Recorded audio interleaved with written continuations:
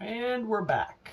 Hello again. It is January 9th, 2020, and welcome to episode 2 of Thursday Night Grind, where every Thursday night I go live to sharpen something on the bench. My name is Matt, and I run the American Edge, which is a small sharpening business in New Hampshire. Tonight we are going to sharpen a carving knife.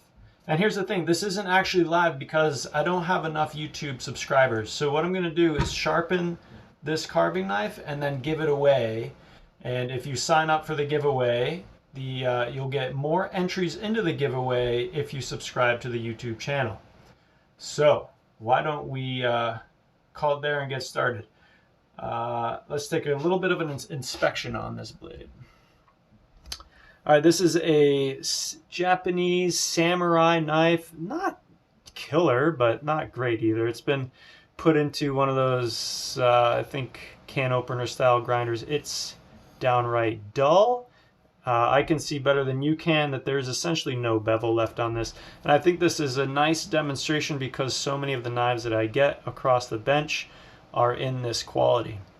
And for the first few years, I used to go at them on the Edge Pro with either a diamond stone or the 120 stone from Edge Pro, and that would just take a really long time. So instead what I'm going to do is go cut a new bevel on the 1x30. My shop is a work in progress and I don't have my 1x30 set up in here yet, so we need to go to the other shop. Follow me.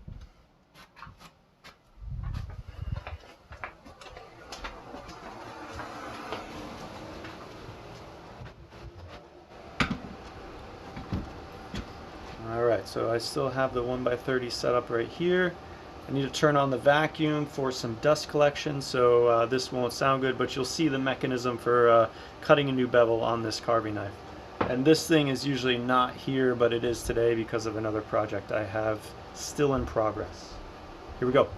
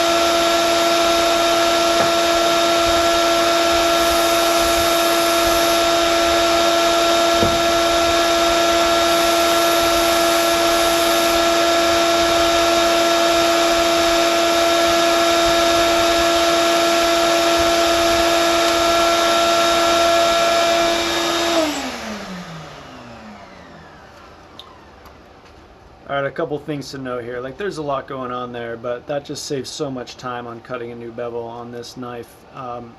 Some things like, I try not to let it heat up a whole lot. On this tool, there's what's called a platen right here. So that would be a flat grinding, and then this would be slack belt grinding up here. So in the first pass, you might have noticed I ran it across the platen. That does a nice job of cutting a flat bevel. And then for the late, but it's also, the edge is riding up, kind of getting pressed and chattering against that flat thing. So I don't always do that. I'm sensitive with the type of knife when I'm doing that. The slack belt grinding, then I finish cutting the bevel on the slack belt grinding. It's something that is somewhat of an acquired eye to know when you have actually cut a new edge, meaning one side of the blade actually meets the other side, and it's essentially looking at the bright spots and some off coloration. Hard to explain, but it's something, if you do it a few times, you'll see. Okay, here one last thing is I hold the knife at a relatively shallow angle when I'm cutting a new bevel like that. And what that does for me is two things. One, when I go to the Edge Pro and I run my stone on here, it's going to be cutting to the edge. It's going to be building a burr on the first pass with a 220 grit stone, something like that. That saves a tremendous amount of time. Second thing is it essentially puts a compound bevel on the blade, which should make a nicer cutting experience. And in a later video we can go into what that is. For now, let's take this knife back to the Edge Pro. Or to the Edge Pro.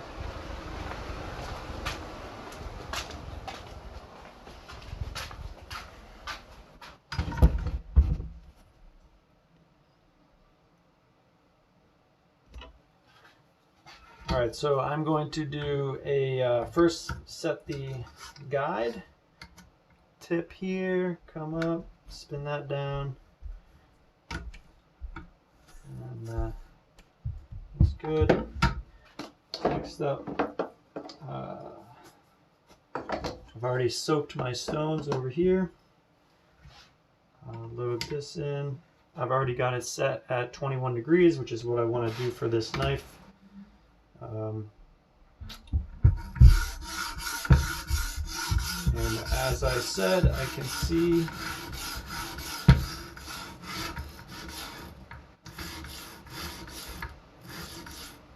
that I am indeed cutting to the edge.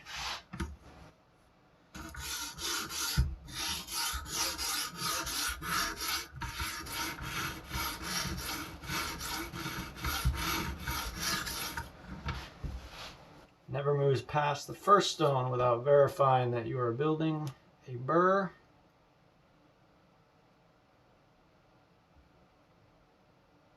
Along the whole edge of the knife, especially at the tip.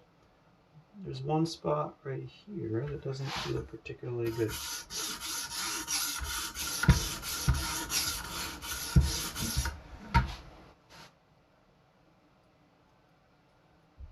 Sometimes when there's some swarf on the blade, I can't feel the burr as well.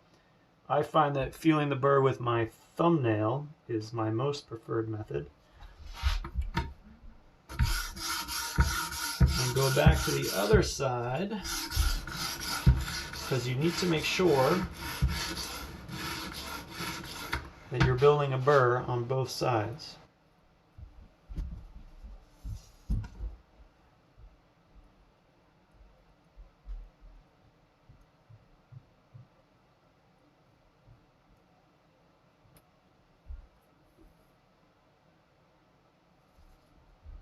There was a spot of questionable quality right there, but it feels okay. Notice that on the 1x3.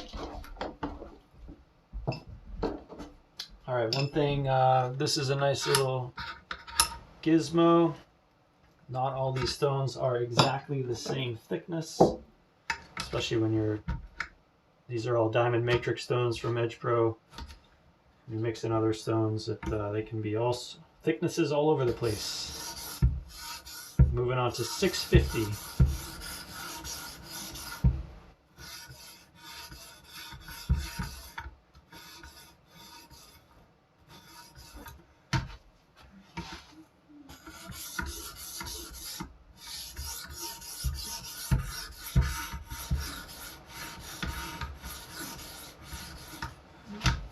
With the 650, I start to just cut off that little burr we just put on that side. A light push stroke.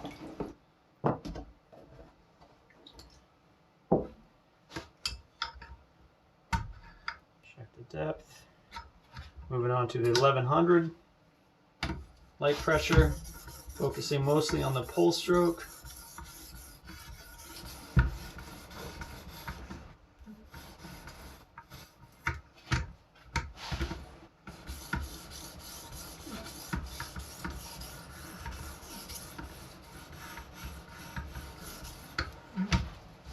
Finish that side, cut that little burr off on this side, finish each side with a pull stroke, clean and inspect.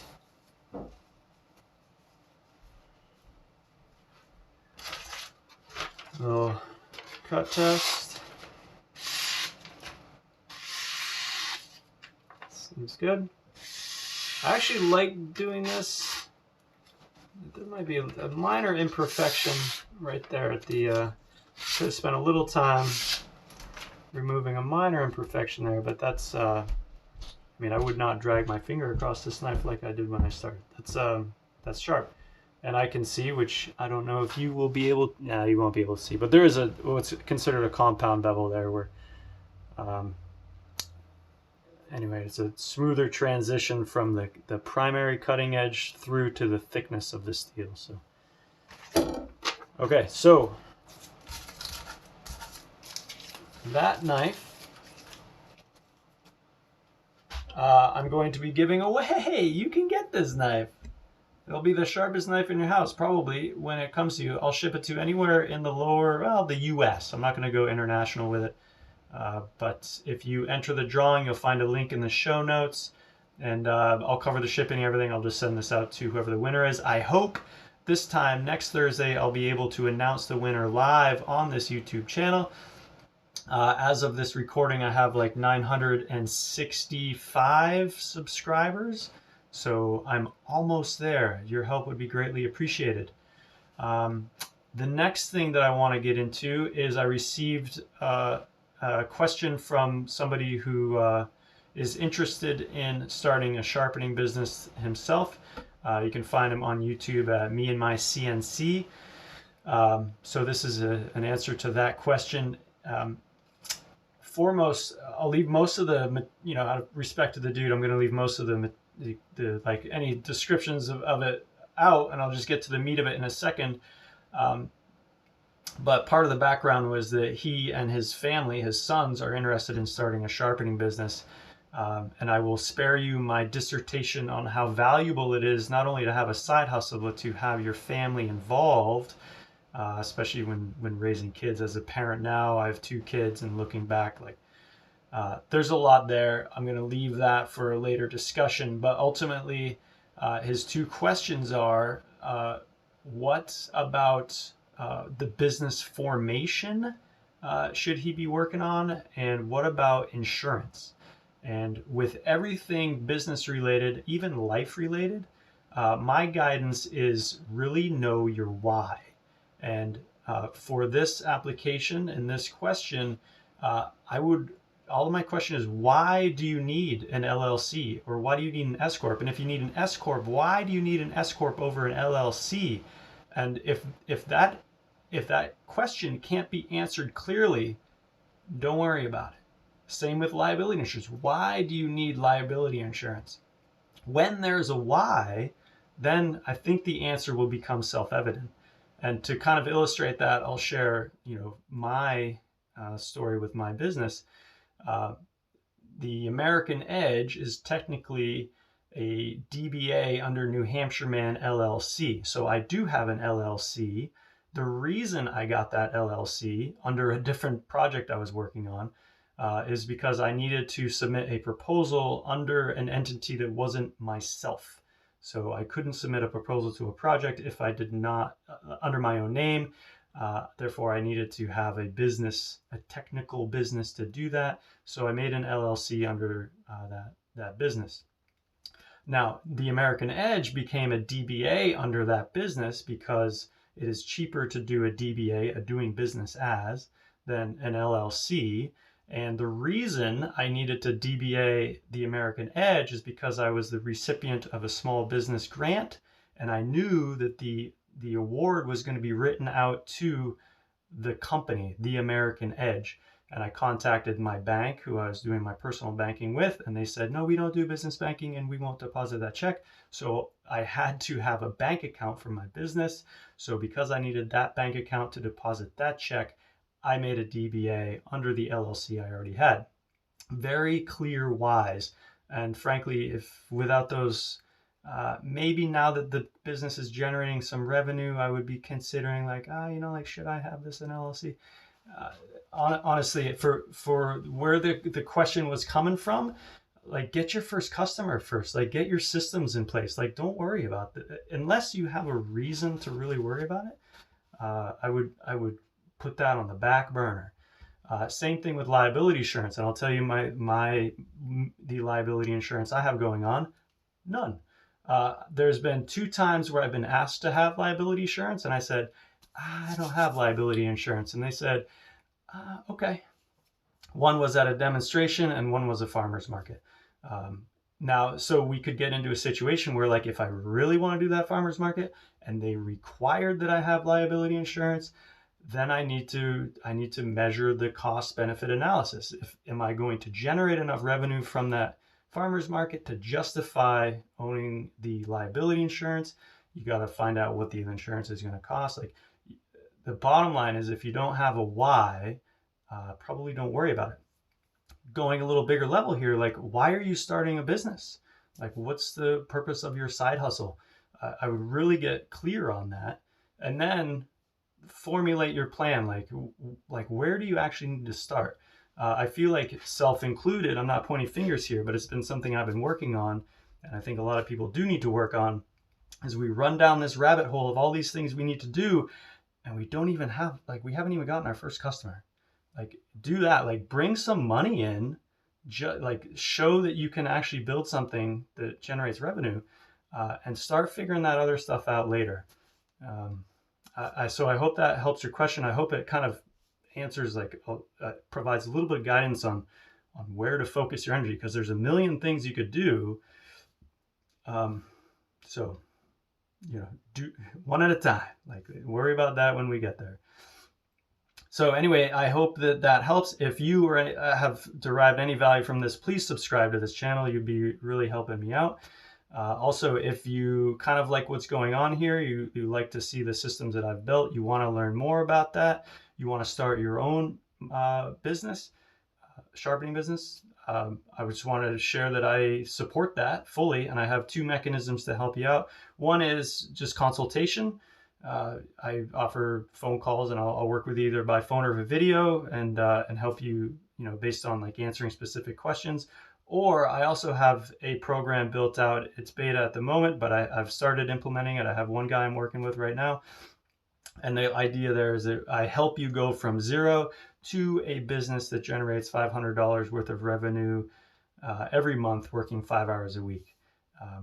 And then we do that in the course of 1 year. So if that's something that you think you'd be interested in, you can comment or reach out to me anyway. I'm pretty easy to get. You search American Edge Sharpening, and you'll find me, or just comment in the video. Lastly, I welcome your feedback, either anything I've done sharpening, my business commentary. If you have any feedback on that, if you operate much differently or very much the same, I invite the discussion to happen in the comments below. And I hope this time next week we can actually have this discussion in real time, because I'll be able to go live, and then you can communicate with me while I'm doing the sharpening and while I'm discussing business. And also, if you just have a question that you'd like me to address on the Thursday night grind, feel free to email me, and I'll put I'm easy to find. You can get me if you want to ask me a question. Okay, that's it. Until next week, thank you very much. I hope you found this valuable, and keep up the great work.